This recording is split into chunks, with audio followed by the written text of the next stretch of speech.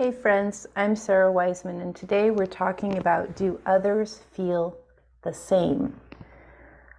I'm just going to read these messages. Do others feel the same? When you become self-determined, you move toward self-actualization, meaning you do not accept the role of victim, even if you are a victim. You notice this as an experience.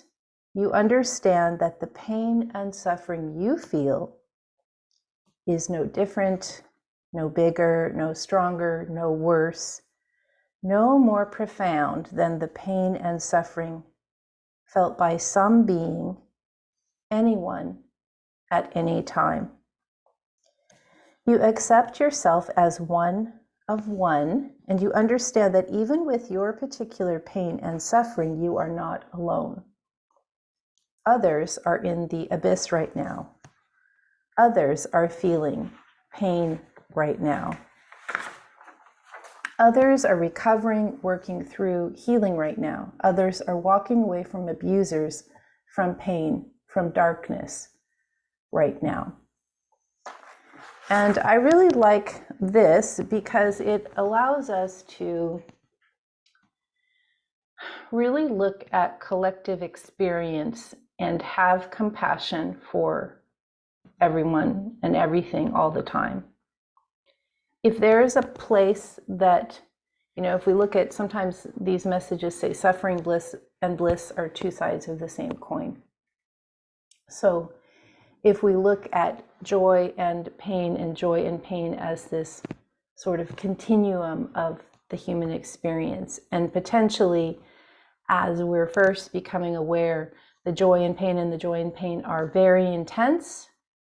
And as we sort of elevate ourselves to a slightly higher level of understanding, the joy and the pain sort of tend to balance out or reach an equanimity of a sort.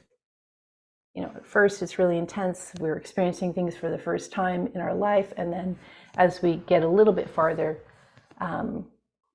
the intensity is not there. We've detached, or we've let go from needing to be in that emotional, roller coaster.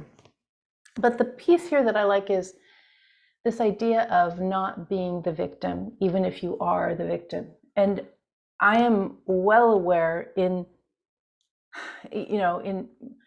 my job is mostly, a lot of times I spend working with people who are victims. It's really hard. We're working with people who are in deep places of healing. A lot of you guys out there listening also do this kind of work, or you're simply aware with compassion of the state of the world. And this idea that if you're a victim, this is an experience you're having, and the goal or the idea is to grow through it. The idea is not to stay in the role of the person who's been abused or the person who's been traumatized and stay in that place, never getting better.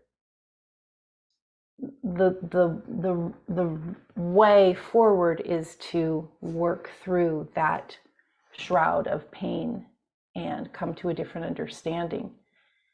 And one of the ways is to understand that, it's like, not only are you not alone, but you're not the only one. And this can be momentarily even more depressing at some level.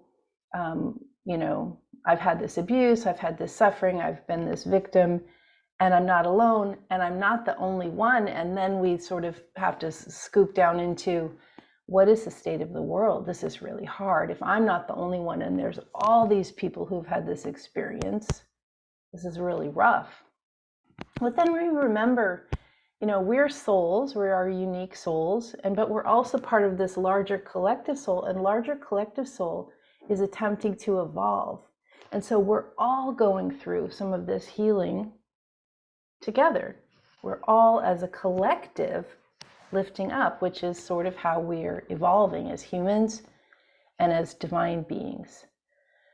When you look at how we looked at things, in the 50s, the 60s, going back or going to whatever age you remember when things were different or things were not as awake as they are now, you can realize how far a collective soul has come in lifting itself up. And of course, you can see this time in the future, especially as we're in this Aquarian age where things are going to be a lot better and a lot different and a lot more awake. We can see, this path forward. So if you are in extreme suffering and pain right now, trust you're not alone. Trust that many others are in this exact same place, and also trust that as a collective, we are attempting to raise to the next level of awareness as a collective, as evolving beings. It's not great when you're in suffering that you're in suffering. It's really hard. It's really hard. And sometimes it can seem very bleak. But if you understand that this is a process and you will lift up, others are lifting up, and the reward, or the outcome with all of us working through is an evolved collective, which is a very good thing. I'm SARA Wiseman. Thank you for listening.